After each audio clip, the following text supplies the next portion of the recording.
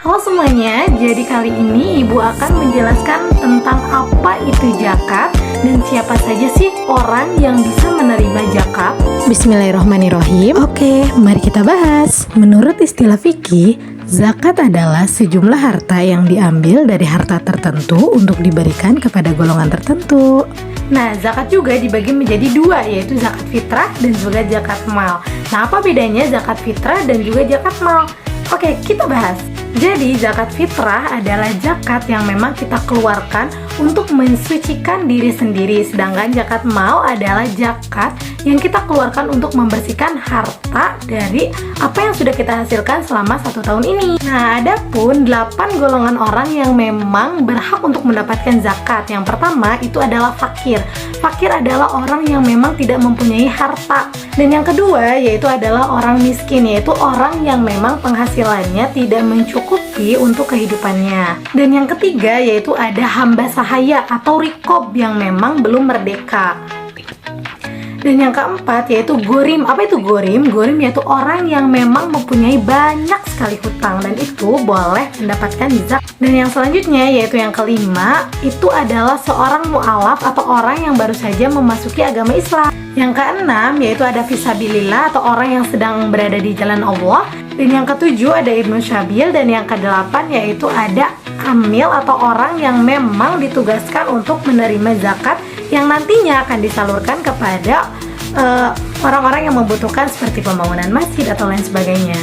Oke, dari beberapa pembahasan yang telah Ibu bahas tadi mengenai zakat, Ibu telah merangkumnya menjadi sebuah poster yang dimana poster tersebut itu mencangkup pengertian zakat, lalu ada golongan yang boleh menerima zakat, lalu ada jenis-jenis zakat dan lain sebagainya. Nah, seperti ini. Di sini ada zakat berbagi membuat hati bahagia. Lalu ada pengertiannya apa itu zakat, lalu ada golongan yang memang berhak menerima zakat. Nah, ini semua itu bisa kalian gunakan atau kalian buat, yaitu menggunakan Canva. Boleh dalam bentuk mind mapping, boleh dalam bentuk poster seperti yang Ibu buat, ataupun dalam sebuah peta konsep. Jadi kalian nantinya akan membuat seperti itu.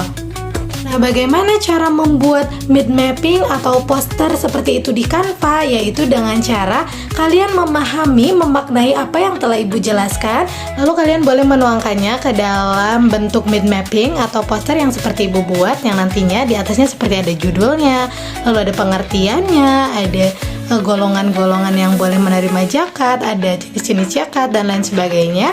Nah, nanti itu semua kalian buat dalam bentuk mind mapping atau poster. Namun, sebelum kalian membuat poster, ada loh hukum dan dalil zakat, yaitu seperti dalam surah At-Taubah ayat 103, Allah berfirman, "Khudz min amwalihim shadaqatan tutahhiruhum wa tuzakkihim biha."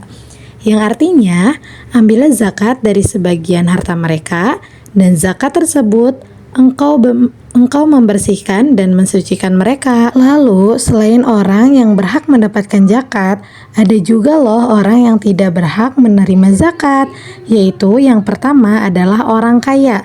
Orang kaya termasuk orang yang berkewajiban membayar zakat atau muzaki, jadi tidak boleh menerima zakat. Yang kedua adalah keturunan Rasulullah SAW, yaitu Bani Hashim dan Bani Abdul Muthalib, karena keturunan Rasulullah tidak boleh menerima dan makan harta zakat berdasarkan pernyataan tegas dari Rasulullah SAW, yang artinya bahwa zakat adalah kotoran harta manusia, tidak halal bagi Muhammad, tidak pula untuk keluarga Nabi Muhammad. Hadis riwayat Abu Dawud. Yang ketiga adalah orang non-muslim. Yang keempat adalah setiap orang yang wajib dinafkahi oleh muzaki atau wajib zakat. Dan yang terakhir adalah budak. Karena di sini budak tidak boleh menerima zakat, karena pada akhirnya zakat harus diserahkan kepada tuannya, terkecuali budak tersebut, yaitu budak yang mukatab atau budak yang sedang berupaya membebaskan dirinya. Pembahasan selanjutnya yaitu zakat fitrah. Selain dari yang telah dijelaskan tadi, zakat fitrah secara bahasa berarti bersih atau suci, dan menurut istilah, zakat fitrah adalah sejumlah harta berupa bahan makanan pokok yang wajib dikeluarkan oleh setiap muslim menjelang Hari Raya Idul Fitri dengan tujuan membersihkan jiwa dan syarat dan rukun tertentu. Lalu melaksanakan zakat fitrah hukumnya adalah fardu ain atau wajib bagi setiap muslim dan muslimah. Ada pula rukun zakat fitrah. Yang pertama adalah niat untuk menunaikan zakat fitrah dengan ikhlas semata-mata karena Allah Subhanahu wa taala. Yang kedua yaitu ada memberi zakat fitrah atau muzaki. Lalu yang ketiga ada penerima zakat fitrah atau mustahik. Dan yang keempat yaitu ada barang atau makanan pokok yang dizakatkan. Ada pula syarat wajib zakat antara lain. Pertama adalah Islam. Dengan demikian orang yang tidak beragama Islam tidak wajib membayar zakat. Yang kedua, orang tersebut berjumpa dengan Ramadan dan ada pada waktu terbenam matahari pada malam Idul Fitri. Bagi setiap muslim yang melihat matahari terbenam di akhir bulan Ramadan atau mendapati awal bulan Syawal, maka wajib baginya untuk membayar zakat fitrah untuk dirinya dan yang ditanggung. Yang ketiga yaitu mempunyai kelebihan harta atau makanan baik untuk dirinya maupun keluarganya.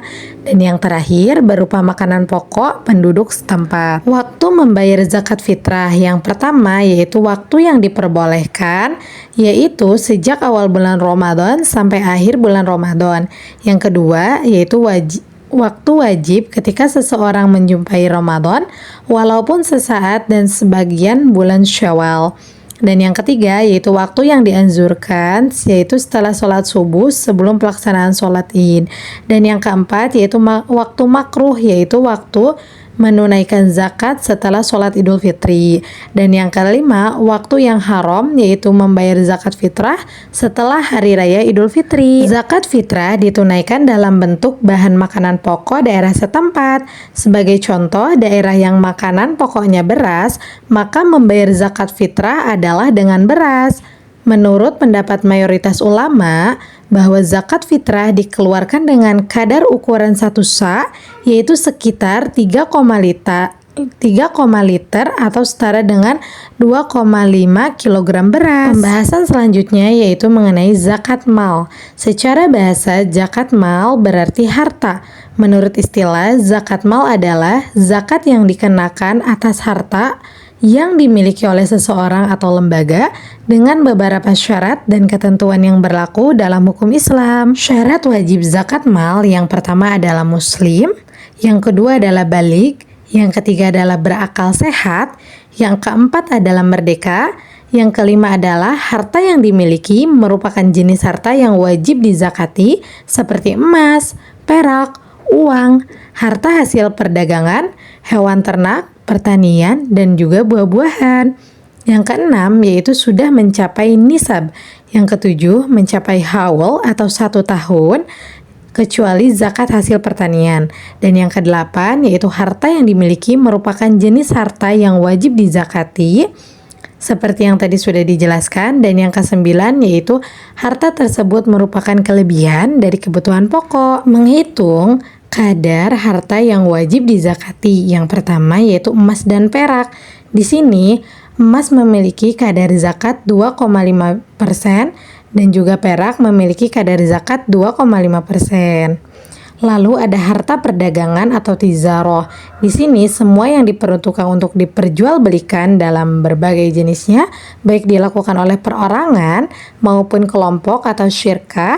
Dalam perkembangan sekarang, para ulama mengembangkan pemahaman tentang harta perniagaan, yaitu harta yang diperbolehkan dari hasil usaha atau pekerjaan yang halal.